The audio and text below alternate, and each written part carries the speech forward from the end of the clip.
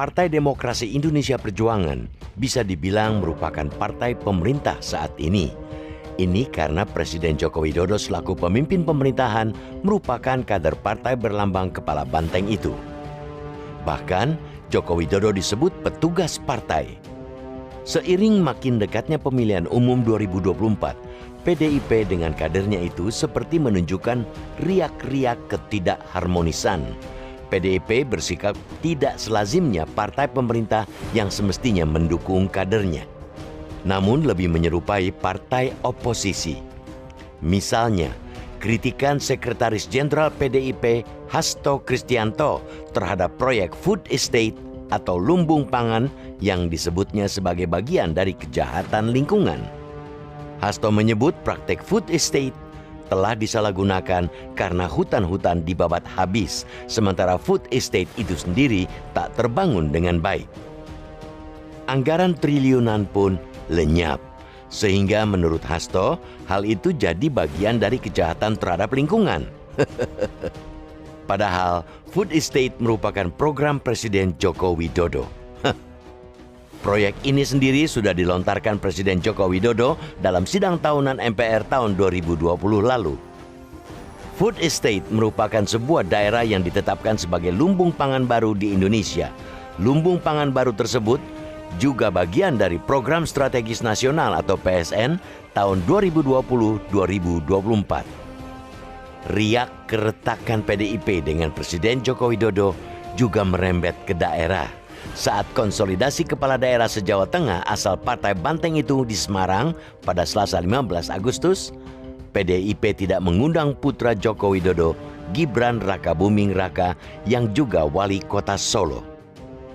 Tentunya ini banyak mengundang perhatian publik karena Gibran banyak digadang sebagai pemimpin masa mendatang. Gibran pun menyindir tidak diundangnya dirinya ke pertemuan konsolidasi itu karena dirinya masih ingusan. Dan yang diundang hanya para kepala daerah senior. Bisa jadi kritikan PDIP terhadap program food estate dan tidak diundangnya Gibran dalam konsolidasi kepala daerah merupakan bentuk keresahan partai tersebut. Sebab PDIP mulai ditinggal anggota-anggota koalisinya dalam memuluskan langkah jagoannya Ganjar Pranowo sebagai Presiden Republik Indonesia. Sebagaimana diketahui, dua anggota Koalisi Indonesia Bersatu atau KIB, yakni Partai Golkar dan Partai Amanat Nasional, telah tegas menyatakan merapat ke kubu bakal calon Presiden Prabowo Subianto. Prabowo sendiri saat ini merupakan Menteri Pertahanan yang ditunjuk Presiden Joko Widodo memimpin proyek food estate. Presiden Joko Widodo ditengarai memiliki pengaruh dalam perpindahan dukungan kedua partai anggota kabinetnya itu ke kubu Prabowo. Setali tiga uang dengan Gibran, putra sulung Presiden Joko Widodo itu juga disebut-sebut sebagai calon kuat bacawa pres bagi Prabowo. Hal ini dipicu pertemuan keduanya pada Mei lalu di Solo. Meski setelah itu Gibran menegaskan tetap tegak lurus dengan partai setelah diberi wejangan oleh seniornya di markas Partai Banteng di Jakarta. Keresahan PDIP dengan kondisi yang berkembang adalah hal wajar.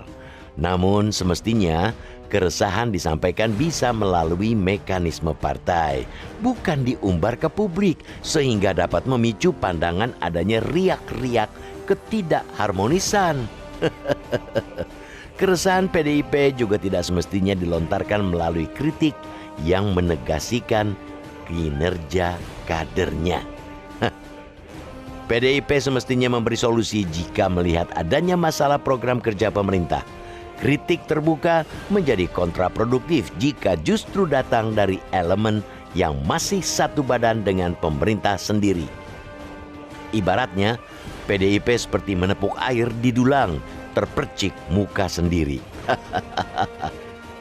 Keresahan partai yang dibidani Megawati Soekarno Putri ini boleh jadi bisa memuncak karena kedekatan Joko Widodo dengan Prabowo belakangan ini, sehingga mengesankan mantan wali kota Solo itu melakukan politik dua kaki pada pemilu 2024. Belum lagi sejumlah relawan pro Joko Widodo atau Projo sudah menggadang-gadang Prabowo sebagai baca pres. Kedekatan Jokowi dan Prabowo berbuah manis. karena mantan Danjen Kopassus itu mendapat insentif elektoral sehingga namanya meroket dalam survei elektabilitas sejumlah lembaga. Alhasil, Baca Pres PDIP Ganjar Pranowo tertinggal dalam survei elektabilitas.